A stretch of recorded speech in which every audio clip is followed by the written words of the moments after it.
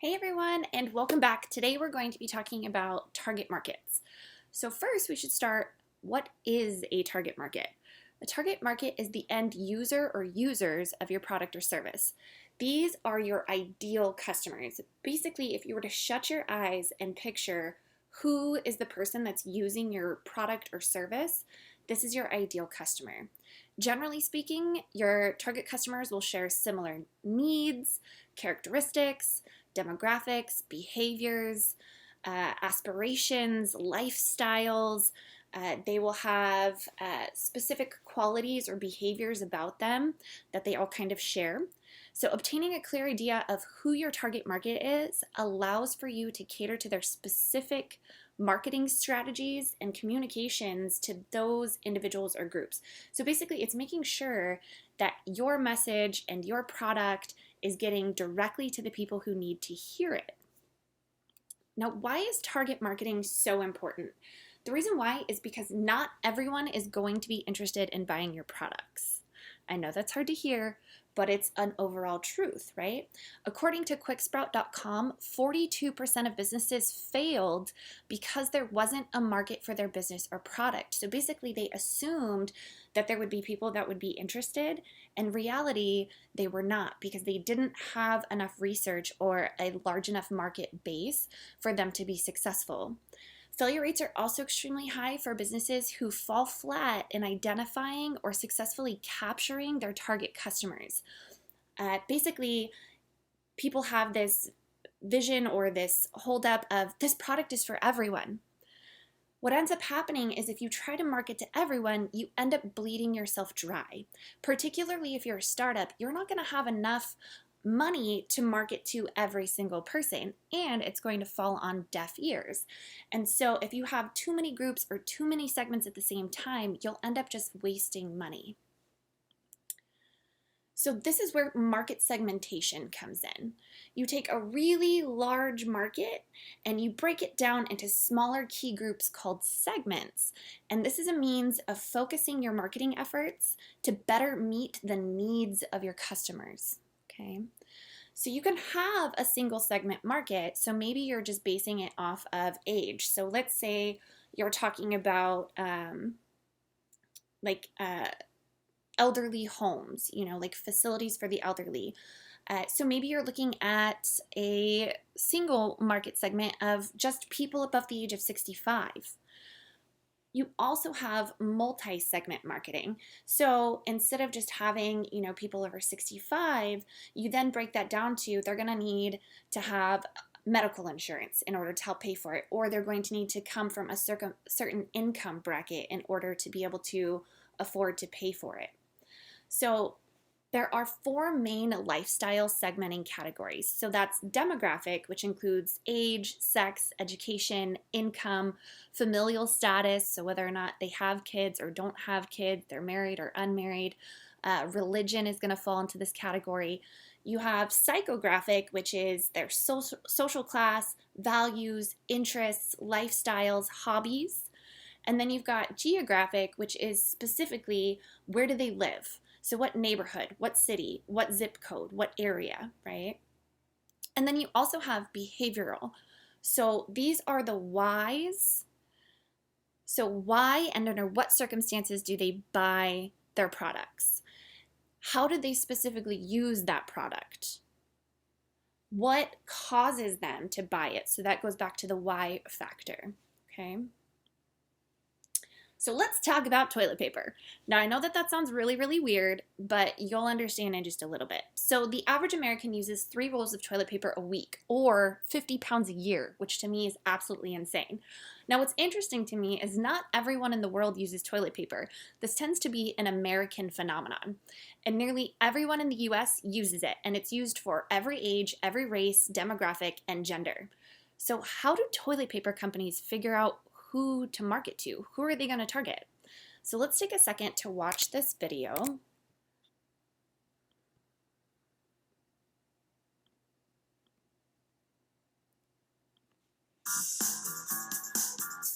Uh-oh. Sorry, son, but you still have them. You can't pass inspection with pieces left behind. That's why they're Charmin Ultra Strong. Its enhanced diamond weave texture is soft and more durable. More durable so you're left with a more dependable clean. Fewer pieces left behind, plus all that charm and softness. Looks good, son. Charmin Ultra Strong. Enjoy the go. Okay, so after watching that video, what do we see? So when looking at it, we saw a mother bear and her son, right? And the overall message was, if you want your family to be clean, use Charmin. Okay, so that was the underlying message. So basically, this was targeted at women with children or at moms, right? So why would Charmin use moms as their target market when there's, obviously men in the family, or they're single men or college students or single women? Why would Charmin use moms as their target? The reason why is because in the US, in multiple person homes, 70% of shopping is still done by women. So by using census data, I found out, so census.gov, I found out that there are 127.5 million households in the United States. And so targeting women is going to allow for them to potentially capture at least 70% or potentially 70% of the 127.59 million households. By also using census.gov, I found out that the average family size is 2.6. And then remember, going back to when we first started talking about toilet paper, the average American uses 3 rolls a week. So that's a potential market of 232.21 million. So they could reach, by just targeting women, they could reach 232.21 million individuals.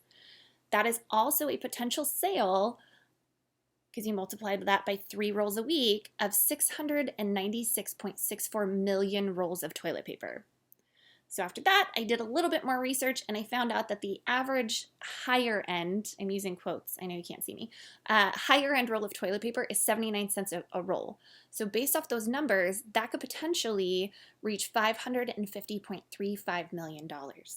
So do you see how by looking at our target market size, we can actually start moving into our financials and moving into forecasting based off our potential market size, okay? So why am I talking about toilet paper? One of the biggest things that I see students struggling with is how to narrow down their target market. Even this particular example could be narrowed down a little bit. For example, it could be that right now the average age for moms is in their mid-30s. So maybe they're targeting women 35 to 45. Or maybe because it's a higher end toilet paper, they may be targeting a specific income bracket. So people who make more money might spend a little bit more on toilet paper, okay? So it could actually potentially be narrowed down just a little bit more. And the reason why I'm talking about, toilet paper is because I know that a lot of my students really struggle, particularly when their product can be used for many different people. It is so important to narrow down your target market so you can more easily market to your customer groups and ensure your message is being heard. Again, later on, you can focus on more than one segment. You may have multiple segments. So in this situation, maybe Charmin will market to those moms because they know moms do the shopping, but later on, maybe they'll market to college students and they'll put out, some kind of commercial that has to do with, being young in a frat house or something. And so they can actually market to multiple groups. But in the beginning, you want to focus on where are you going to get the most money from? Who is going to actually buy your product? So how do you start? My favorite way to start is to create a character, which is also known as a buyer persona. So again, this is when you close your eyes and you envision the person using your product or service. This is your ideal customer.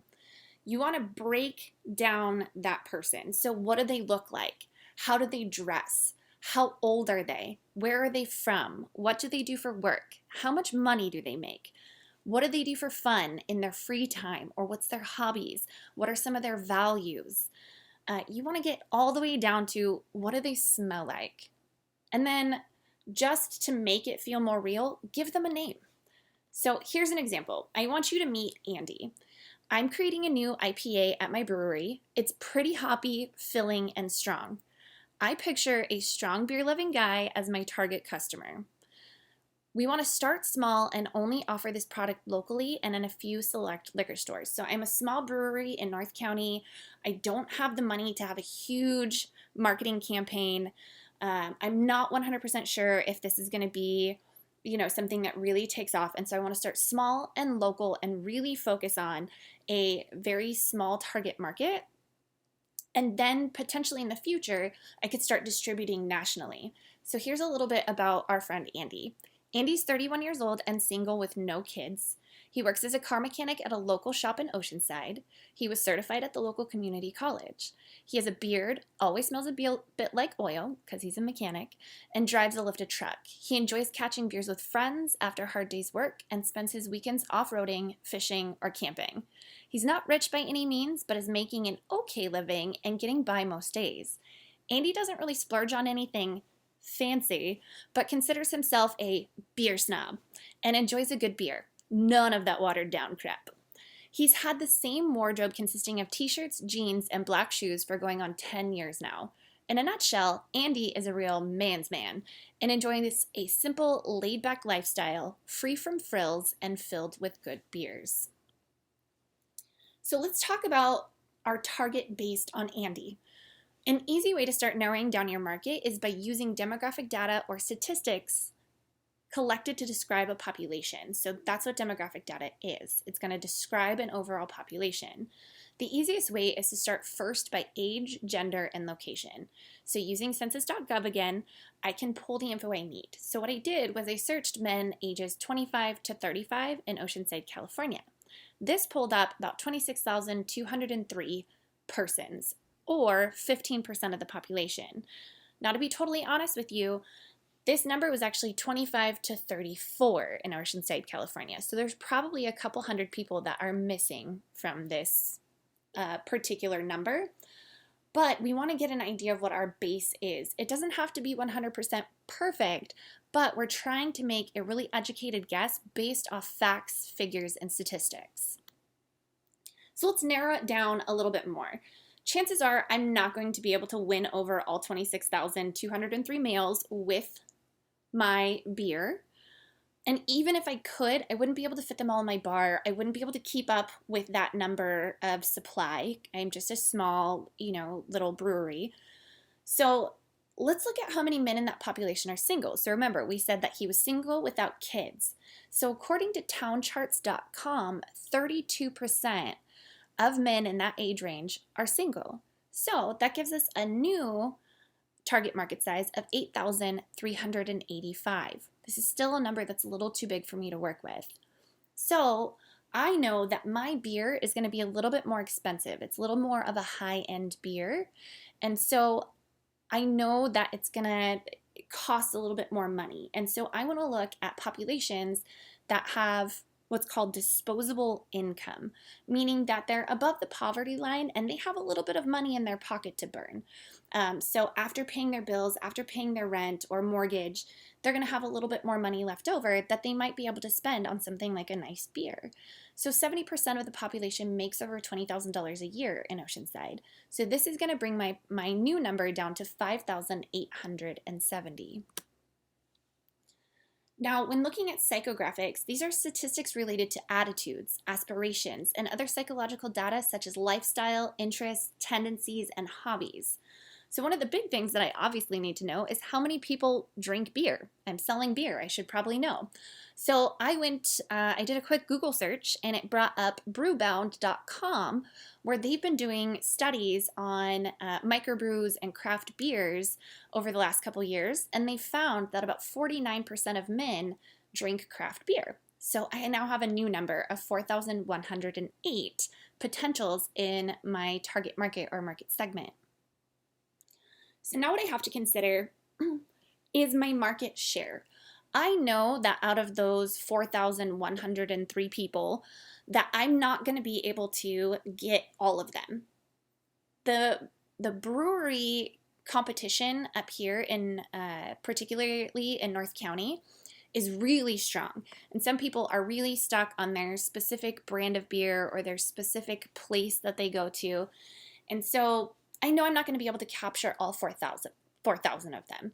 And so I'm going to base it on about 10%. If I have a really strong marketing campaign that's focused on those 4,000 people, that's about 410 people that we could realistically count on as new customers for our beer. So digging into it a little bit deeper, so now I'm moving towards that forecasting again. The average male drinks about 15 beers a week. Again, I found this on brewbound.com. So that's about 6,150 potential units sold weekly. Now, one of the questions I also get asked pretty frequently is, okay, what if I'm not focusing on a person?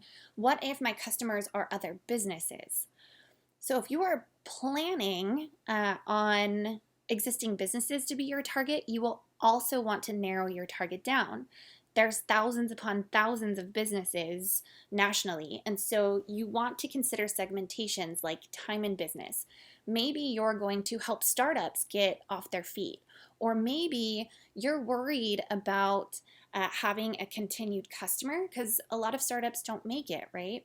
And so maybe you want to focus it on businesses that have been there for 3 or more years because then you know they're stable and they have a cash flow to be able to afford you. Or maybe you want to focus on a specific location. So maybe you just want to focus on businesses in Oceanside or businesses in Escondido or Southern California. Maybe it's a specific industry that you're looking at. Maybe it's the restaurant industry. Maybe it's the clothing industry or just the surf industry.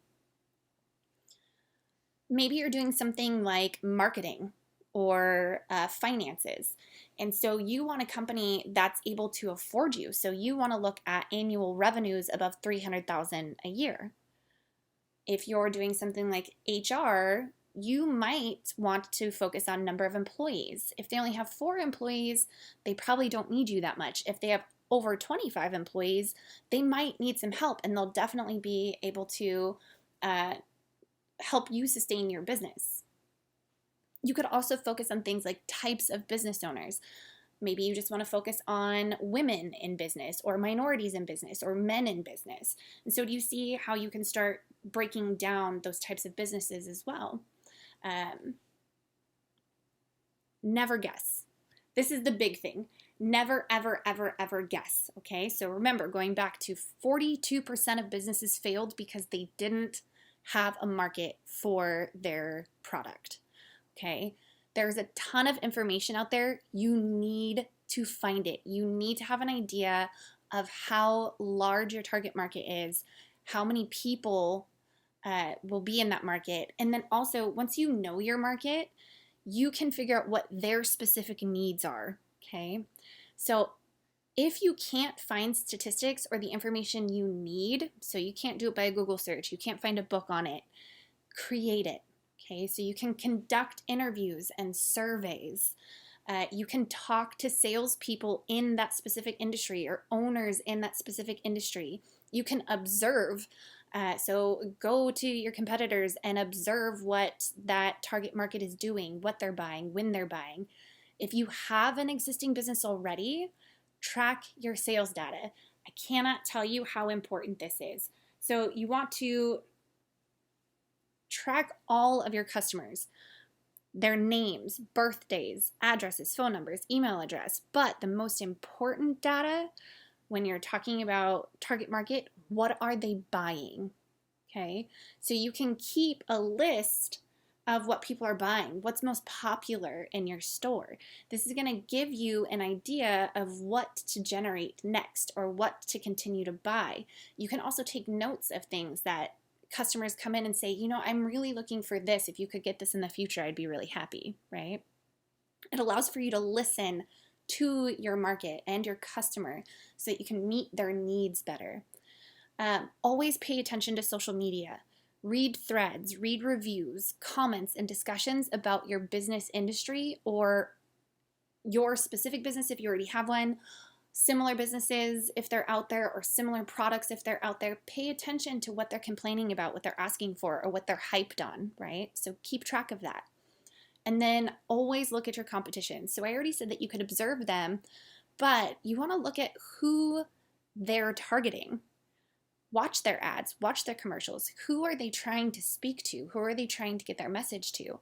So one, you could start following kind of that same pattern of following that same target market and see if you can steal some of the market share. Or you might notice that they're missing a whole category or niche, target niche that you could go after. So where to find your info online? Literally everywhere. You just have to think about what's important for your business, product, service, what's important to your target or ideal customer, and kind of narrow it down. So lots of Google searches or whatever search engine you use, so literally everywhere. Some of the resources that I used for Andy, census.gov, towncharts.com, and brewbound.com. Census.gov is going to give you a ton of information, and so I highly recommend that. They also have business information on there. So this should give you a really good start on where you can begin your search into target markets and narrowing down a specific segment. I hope this helped you, and if you have any questions, always know that you can email me or reach out to me in our inbox.